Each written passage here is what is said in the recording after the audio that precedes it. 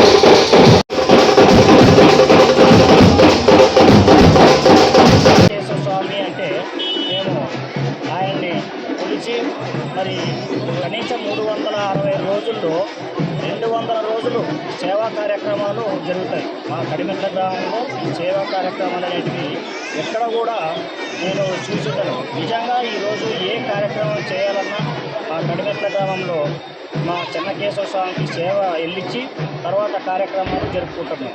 మరి చేసిన సేవ ఎల్లించిన తర్వాత మేము కార్యక్రమాలు జరుపుకుంటున్నాం.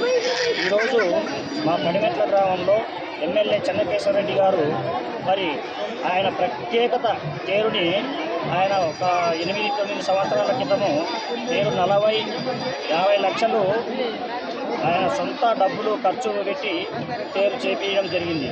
మరి ఇంతకుముందు మేము అంటే గుడి దగ్గర నుంచి అక్కడ అడవిలో తర్వాత 10-10:30 టైం రాత్రి జరుపుకునే వాళ్ళము.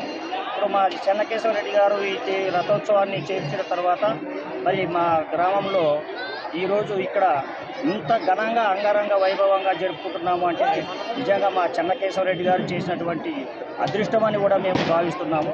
ఈరోజు ఇంత ఘనంగా జరుపుకోవాలంటే ఆయన ఈ రథోత్సవం చేయడము, మరి మా చెన్నకేశవ స్వామికి ప్రతి సంవత్సరం కూడా 5-6 లక్షలు ఖర్చు చేస్తూ ఆయన ఇంత అంగరంగ వైభవంగా చేస్తున్నాడు.